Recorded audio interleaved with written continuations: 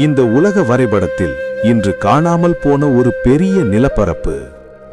அது கற்பனையா அல்லது வரலாற்றின் மறைக்கப்பட்ட உண்மையா?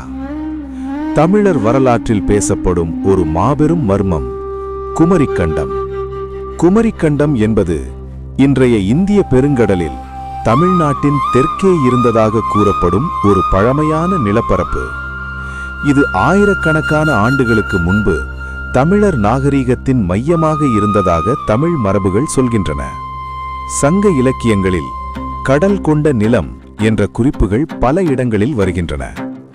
சிலப்பதிகாரம், மணிமேகலை போன்ற நூல்கள் பழைய தமிழ்நாடு கடலில் மூழ்கியதை மறைமுகமாக சுட்டிக்காட்டுகின்றன.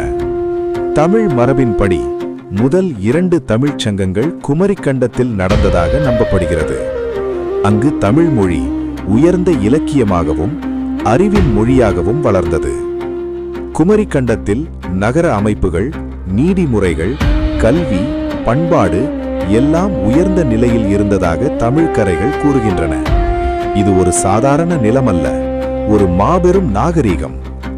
பெரும் காலநிலை மாற்றங்களாலும் கடல் மட்ட உயர்வாலும் குமரிக்கண்டம் மெதுவாக கடலில் மூழ்கியது. நிலம் அழிந்தது, ஆனால் மக்கள் அழியவில்லை. இன்றைய அறிவியல் குமரிக்கண்டத்தை உறுதி செய்யவில்லை, ஆனால் பழைய நிலப்பரப்புகள் கடலில் மூழ்கி இருக்கலாம் என்ற உண்மையையும் மறுக்கவில்லை. குமரிக்கண்டம் அது முழு உண்மையா அல்லது வரலாற்று கற்பனையா? எது என்றாலும் தமிழர் பெருமையை நினைவூட்டும் ஒரு அழியாத அடையாளம்.